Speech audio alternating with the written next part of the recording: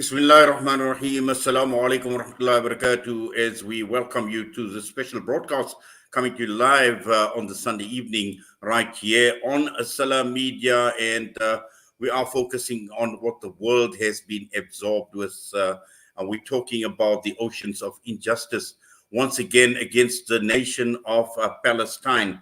Now, this has been the plight of this nation for 75 years, where each and every right of theirs has been taken away from the most basic rights, from education to medical care, restrictions on freedom of movement, economic strangulation, imprisonment under the most inhumane prison system. And we see the suppression and the brutal repression still taking place in the world's open air prison. We are talking about Gaza and also in other areas of Palestine, in the West Bank, and also what is playing out in Jerusalem. Now, all of this still playing out under a media bias in a so-called democratic world, a world that is free, a world that talks about upholding human rights. And for most of us right across the entire world, totally absorbed as to what is playing out with disastrous consequences for the people of Palestine. And this is the reason why we are talking this evening with the author of The General Sun, The Journey of an Israeli Palestinian. We are talking with Miko Peled, and time now to join Miko Peled, who's joining us out of the United States of America this evening. Miko, assalamu alaikum and welcome, and we thank you. We do appreciate you taking time out and joining us in the special broadcast right here on Salam Media. Wa alaikum assalam. It's a pleasure. Thank you for having me. Yes, Miko, I think for people that know you, obviously you've got an interesting profile, your family background, and also going back to 1948, 1967, what was playing out, your late dad. We know of his involvement as well. And now in 2023, we are talking about another catastrophe, the brutality, the oppression, and to the extent that we've seen the people of Gaza from a concentration camp now in an extermination camp. Yes, that's exactly what we see. They've turned the concentration camp into an extermination camp. That's a very true statement. Sadly, Palestinians are paying an extremely heavy price for being Palestinian and for daring to stand up. And what is equally tragic is the fact that the world is completely ignoring this. The world is looking the other way, allowing Israel to get away with genocide. We don't see demands for sanctions. We don't see capitals around the world kicking out the Israeli ambassadors and calling their ambassadors in. We don't see any of the measures, diplomatic measures, that one would expect when a state behaves in such a savage, brutal way towards other people, towards human beings. It doesn't matter if they're the same people or other people. It matters that the savagery is taking place. Millions of people are under a brutality of the apartheid regime. Of course, people in South Africa can appreciate that. Although the violence that we see right now is perhaps unprecedented in terms of the numbers, in terms of the cruelty. But to me, maybe Israel's behavior is not surprising, but what is shocking once again is to see the rest of the world just completely allowing this to happen and not even remotely expressing any sense of solidarity or care or compassion or empathy towards a nation that has done nothing wrong to anyone, a nation that has never had an army, a nation that has never tried to occupy or kill anyone, and is bearing the brunt of this brutality. Of course, I'm talking about the Palestinian people. The way in which the world allows us to continue is going to be a dark stain that we'll remember for all eternity, I believe. Well, clearly, on all of this that is playing out is disproportionate in each and every way. And even if we look at the numbers, we're looking at Gaza, just over 2 million people, 1 million children. Take out the women, take out the children, take out the elderly people. How many fighters do you really have in Gaza, stationed in Gaza? And as you say, the world is rallying behind Israel. The last count We've heard of 84 countries that are actually rallying behind Israel against a few 100,000 people.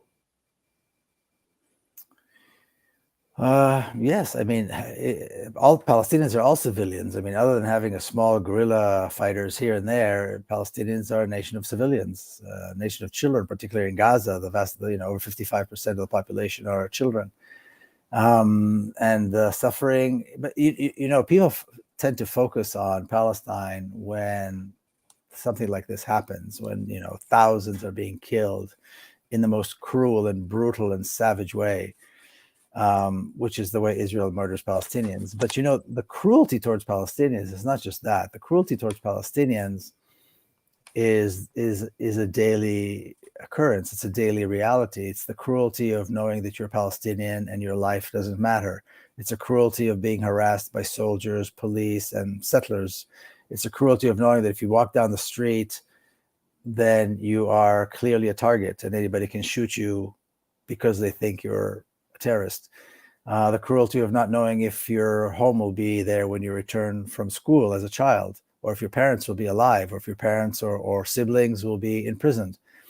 Knowing that you have a sibling or a parent in prison and unable to see him, and knowing full well that they're being tortured. So the torture of Palestinians goes on every facet of life. And there's been all these rumors about how the Palestinian fighters may have behaved, which I reject. That none of them have been proven. But supposedly portraying the Palestinian fighters as cruel, as a violent mob. Well, let's take a look at the cruelty that Israel inflicts on Palestinians on a daily basis. On a daily basis, all of these things that I just described, plus, of course, the savagery of dropping these massive bombs on apartment buildings where innocent civilians, where children live, and they have to die in these horrific ways and be injured with these horrific injuries. And of course, there's no facilities in Gaza to treat them. And the homelessness that results in all of this as well. The brutality and the cruelty of Israel is immeasurable. It's almost unbelievable, by any standard. So I think it's important to state that, and the cruelty of the rest of the world, in that it allows Israel to continue to torture Palestinians on a regular basis, like I just described, is, again, it's a stain that I don't think humanity will be able to ever wash off. Yes, but also, Miko, I recall seeing one of your posts, and you speak of this apartheid regime playing out a lie that they've always been doing, the victim mentality, which has gained the sympathy of the entire world. And at the same time, you speak about the leadership, you speak about Netanyahu, where you say he still reigns supreme. But just looking at it from an Israeli perspective, to what extent have Israelis actually been manipulated by all that is playing out? Well, I think Israelis realized that the promise of security was empty, an empty promise. It was not one that was kept. Particularly Israelis who live in the settlements around Gaza realized that there's nobody to protect them. They believed that there was this great Israeli army, that there was this great intelligence apparatus, that there was this great defense apparatus that was protecting them, and that they could go on about their lives on land that was stolen, water that was stolen, and pretend like Gaza doesn't exist, even though it exists just a few short kilometers away from these settlements. And suddenly they realize that this is not true, that there's nobody protecting them, that there's nobody defending them, that there's nobody that really cares about them. And so this is a very rude awakening for Israelis, and they're very angry, rightfully so. But right now, of course, they're still terrified by the possibilities. So that's one thing. In terms of Netanyahu himself, I don't think he has anything to worry about. I don't think there's anybody who can replace him. And right now, what they've done is they've created what they call a national unity government, like an emergency government. So there's no opposition. So even after this is over, if, let's say, Israelis choose to go to elections, then there is really no other option. There is no opposition in Israel. Everybody, it's like a game of musical chairs. So that's what we need to consider when we're talking about the politics of this reality. Yes, but also just looking at it from the perspective of someone like yourself who's actually served in the forces as well, the psyche of the Israeli armed forces, particularly serving under this right wing supremacist government that has shown absolutely no mercy whatsoever. And looking at the brutality, the savagery that is unfolding, we've seen, to the extent that we've seen the disinformation coming through from the Israeli military. We've heard about the 40 babies. We've seen a lot that has been basically stage managed as well to sell this Israeli narrative right across the entire world. And yet we see the brutality of the army, who are actually seen as heroes by some across the entire world. Yes, the Israel is very good at selling its narrative. We know, we appreciate that, we know that. And excuse me just a minute. There's a noise here I need to get rid of. Excuse me. Sorry. I'm sorry. They're very good at selling this narrative, and there are all these posts on social media showing the heroism of the Israeli military. The Israeli military is not heroic. It's never been heroic. The Israeli military is far inferior, obviously, to the Palestinian fighters. We've seen this many times. Every single time the Palestinian or the Arab soldiers, Arab armies have put Israel to the test, they succeeded, and the Israeli failed the test completely. And this is probably the worst, the most severe test that they ever had to deal with. And so we have to, put that in perspective. Now, the Israeli military has two advantages, or two abilities, I should say. One is cruelty and brutality and racism, which serve them very well. And the other thing, that they have enormous military power, enormous firepower, enormous amounts of hardware, unlimited amounts of hardware, really, in terms of fighter planes and artillery and so on. So what you combine the racism and the cruelty with the hardware, the ability to, the firepower, then really at the end of the day, this is what we see. But when they were challenged by trained, well-disciplined Palestinian fighters, of course, everything collapsed, and they were incapable of offering a response to these well-trained to this attack. And that's what we've seen. And actually, relatively small group of well-trained fighters coming from one of the poorest, most destitute places on earth, the Gaza Strip, were able to paralyze the state of Israel for several weeks, or since the 7th, whenever that, it's almost a week.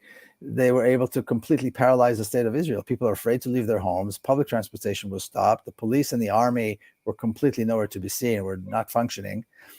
People are terrified. The rockets have paralyzed the Israeli airport, Tel Aviv airport, and on and on. So we are, so what Israeli bravery, what Israeli courage are we seeing? We're seeing a collapse of the entire system by a force that is really, in comparison, in terms of number and resources, insignificant.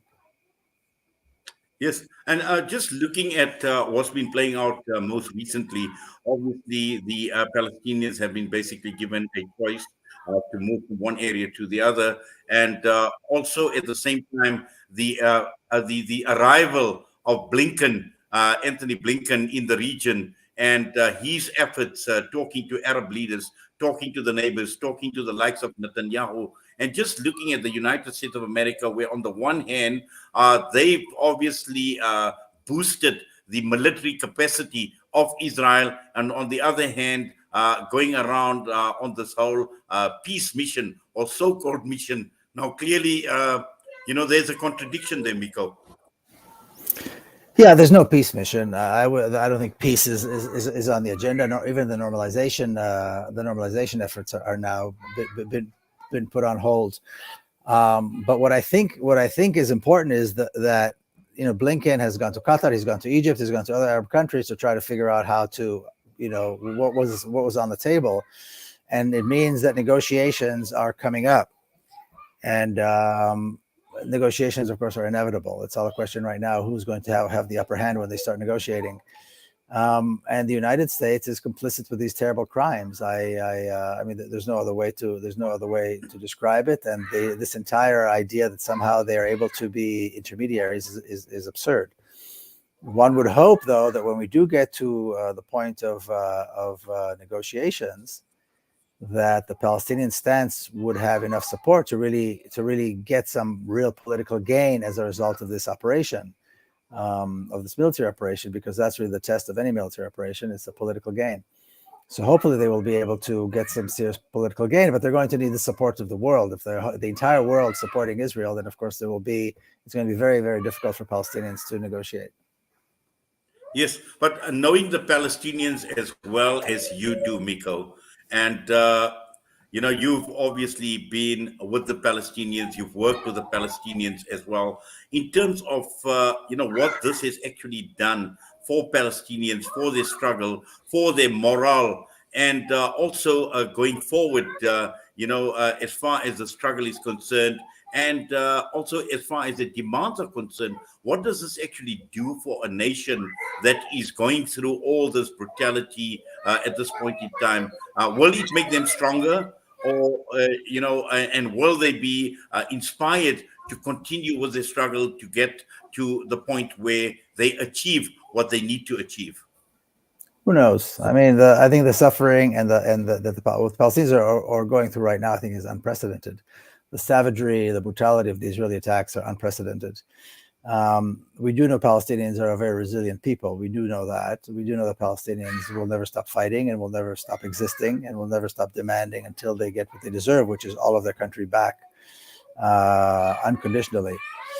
But I mean, the savagery, it all depends. If the world allows Israel to continue to do this, Israel will continue to do this. It's really up to us, people of conscience around the world, whether or not we stand with Palestine and how far we're willing to go in our stance with Palestine. I mean, people are still discussing these ridiculous rumors on whether Palestinian fighters did this or that or the other, and rather than talking about the savagery of the Israeli attacks. What we do know is that Israel is brutally murdering civilians wholesale, and has been doing it, like you said earlier, for 75 years. That we know as a fact.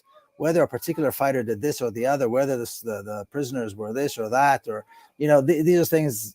In other words, the details of the attack that began on October the 7th are still going to be, it's going to be a while before they're clear. But what we do know is that we need to stop supporting Israel. What we do know is that no capital around the world should maintain an Israeli diplomatic mission. What we do know that no capital around no government should allow its ambassadors to remain in Tel Aviv. That we do know. What we do know is that we need to immediately impose severe sanctions upon the state of Israel and act to support and save the Palestinian people. These are things we do know, and are the things that we need to be discussing, not these rumors and whether they're true or not. And the problem is that people get sucked into the stories that Israel is perpetrating. They sucked into the discussion that Israel puts forward, as opposed to saying, Israel, you have no voice right now. You have no right to sit at the table. You are a criminal state. You're a criminal regime. You will pay the price for this right now. And everybody needs to get together. People of conscience, some of the governments around the world that are still standing up for Palestine need to stand for Palestine and make sure we do everything we can to bring down the apartheid regime and end the suffering of Palestinians. Not just this particular instance, but forever. Yes, but also, Miko, we see this battle being fought on many fronts. We know the physical battle that is taking place out in Palestine and in Gaza in particular. But Israel has taken this battle on many other fronts, supported by by governments across the entire world. Although the sentiments on the ground reflect a completely totally different picture from what governments and world leaders are actually pushing out as far as the narrative is concerned. We've even seen it in the United States of America, where you've got in New York, where we had many Jews that have protested saying, not in our name, not in our name. And we see the sentiment right across the entire world. So when we're looking at on the ground, the level of activism in support of Palestine is there. It is open. In fact, all of us see it right across the entire world, and also in this country, in South Africa. We've seen the ANC government in South Africa, the National Executive Committee meeting yesterday, expressing their support for Palestine. So this is obviously a campaign that needs to be a campaign that we can't hold back on, a continuous campaign, a campaign where the momentum needs to continue in each and every way, and not only at a time of crisis, Miko. Having 10,000, 20,000 people in the streets protesting is very nice, but that doesn't change anything. And this particular government or that particular government expressing solidarity is not going to do anything. Diplomatic missions of the State of Israel need to be shut down. Shut down. Their ambassadors need to be kicked out in shame. States around the world need to demand and bring their ambassadors back home from Tel Aviv. Sanctions have to be discussed. Now, in the countries where they have, elections that are more democratic, you would think this would be easier to do, because you're right, there is public opinion that supports the Palestinians, and there is this gap between them and the mainstream press and their governments. Well, who's responsible? Who's consuming the media? Who is voting for these representatives? Why are we voting for representatives who are willing to associate themselves with Zionism and Israel? This is true in America. This is true all over Europe. Then you have the other countries, that perhaps are not as democratic. Well, they need to demand that their leaders reject Israel completely.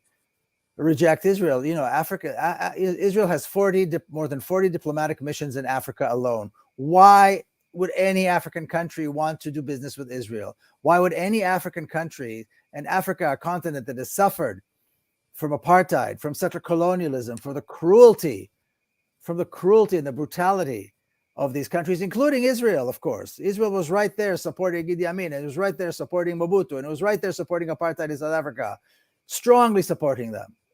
Why would pillaging Africa? Why would any African state even consider allowing Israel to open a diplomatic mission? So, that's an entire continent that has enormous power that is not being used. Israel has manipulated them. The same thing with other Islamic countries in Asia, in South Asia. Of course, we know India is perhaps not a cause that we need to discuss right now, but Indonesia, Malaysia, Pakistan, all these countries that traditionally stood firm behind Palestine, but they're doing business with Israel. There needs to be zero tolerance to Israel everywhere and anywhere. There should be no sports teams, no cultural events, no businesses, no investments, nothing coming from the State of Israel. It needs to be starved. It needs to be brought down, very similar to the campaign that took place against apartheid in South Africa. So until that happens, until people speak up, whether they're democratically elected governments or otherwise, people need to speak up in a way that cannot be understood, misunderstood. Absolutely stand up for Palestine, reject any connections with Israel, demand immediate sanctions against the State of Israel. That is how we move forward. So it's not about statements, it's not about public opinion, it's about the action that is taken by people and by their governments and by non-governmental organizations. Yes, and interesting that you speak about the Islamic countries. And one thing that has been disappointing is the slowness of the Muslim leadership in this Islamic countries, or in these Islamic countries, to actually react. We've seen mild condemnation. We've seen even countries like Turkey, who obviously, in Saudi Arabia, which we would assume would be two of the most powerful Islamic countries that would have influence. We've even seen countries like Egypt, which is impotent. And to a large extent, this has been a total disappointment to Muslims right across the entire world, Miko. Yeah. Yes. I know. I mean, there was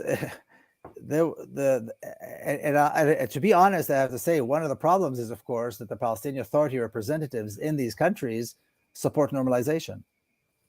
So then you have an event like this. So what did you expect? If you normalize with Israel, then what is happening right now is inevitable, because Israel is a brutal, savage regime. So all the countries that were working to normalize, all the forces, all the voices that were talking about normalizing, are now, this is the result of that. They had a hand in bringing this about, because this was not a surprise. Whether or not the Palestinian fighters would have attacked on October the 7th, the savagery that we see now perpetrated against Gaza would have taken place anyway. Israel on a regular basis attacks Gaza. This is not a new attack. This one is perhaps more severe. But we've seen thousands killed in these Israeli attacks over the years. This is not the first time. And it would have come maybe a little bit later, maybe for a different reason, but it would have come. So the normalizing, and again, like I said, the Palestinian Authority representatives in these countries, I had an issue I was approached by people in Indonesia, where Indonesia was going to allow an Israeli football team to come and play. They were holding the under 20-year-old FIFA World Championships. And the government said, okay. And the Palestinian Authority representative said, okay, let them come. I had to be the one to put out a video to say, are you out of your minds? You're letting former Israeli soldiers come and play on your soil in Indonesia? How do you call this standing with Palestine? How is it standing with Palestine when thousands of young Palestinians in Gaza had to have their legs amputated for participating in an unarmed civil disobedience, which was the Gaza March for Return? Thousands of young Palestinians will never play football because their legs were amputated as a result of sniper fire. So this is the reality. This is what the Muslim countries' governments are doing. So that's the kind of effort that it needs to take place. It's a grassroots effort that needs to be stronger than the Israeli campaigns in these countries, because Israel is investing a great deal in all of these countries, all of them, because it wants to have them. And as Netanyahu was saying, if the normalization deal with Saudi Arabia takes place, then all the other countries will open their doors, which is probably true. The sad thing is it took this kind of an event for the Saudi foreign minister to say, okay, the normalization talks are off the table. But why wait for this? Why wait till more Palestinians are killed before we stop the normalization? We knew this was coming. You don't have to be a fortune teller to know that this was coming, because we have a 75-year history already. And yet, normalization talks were taking place. And yet, the Arab countries and the Muslim countries and the African countries, all Latin American countries, all countries that were traditionally, historically stood for Palestine, are all turning their backs and allowing Israel to butcher Palestinians by the thousands. That is the problem. Yes, and just finally, with the situation as it stands right now. Now, yesterday we heard about the Palestinians, this mass exodus from one area to the other, given 24 hours, moving 1 million people. And we've now seeing threats of a ground invasion after Palestinians have been pummeled from the air, and all of that actually playing out. How do you think, Miko, this is likely to, because the message is clear, is get out and clear out, and we're going to flatten Gaza, and we don't care what happens to you or where you go. Yeah, that's exactly the reality. That's exactly the way you described it is precisely what is happening. And it's hard to say. I mean, Israel has refrained from putting ground troops into the Gaza Strip because in 2014, once again, the Palestinian fighters have shown themselves to be superior to the Israeli fighters, and the Israeli ground forces suffered heavy casualties. And so they refrained from that. So what they want to do now is they want everybody to get out so that they can bring in their ground troops safely, so there's no resistance. But it's hard to say. I mean, who knows what is going on the ground, specifically and perhaps underground where the Palestinian resistance exists. But I would suspect that if Israel puts in ground forces into the Gaza Strip, they will be hit very hard. I think they will be hit very, very hard. I think it's a tactical mistake on the part of Israel to do. And never mind the humanitarian catastrophe, beyond catastrophe, that is taking place right now. Because, like you said, they want to come in with tanks and bulldozers and flatten the city of Gaza. That's really what they want to do. The entire northern Gaza Strip, they want to flatten. And so we'll see what happens. But my sense is that if they do put these ground forces in, that the Palestinian fighters will be ready for them. Well, Miko, let's see what develops. But as always, we do appreciate you talking to us right here on Salam Media and taking out time for us this evening right here on this special broadcast. We wish you well. We wish you safety as well, and keep up the good work. And we do appreciate you. We appreciate your time. All the best to you. Assalamu alaikum. Thank you so much. Wa alaikum assalam. Thank you so much. Have a good day. Good evening. Miko Peled joining us out of the United States of America on the special broadcast right here on Salam Media. And stay with Salam Media. We will continue bringing you a lot more analysis and coverage of the catastrophe and the genocide that is unfolding in Palestine and in Gaza as we speak right now. And with that, I'm signing off for now. Until we meet again, Assalamu alaikum wa rahmatullahi wa barakatuh.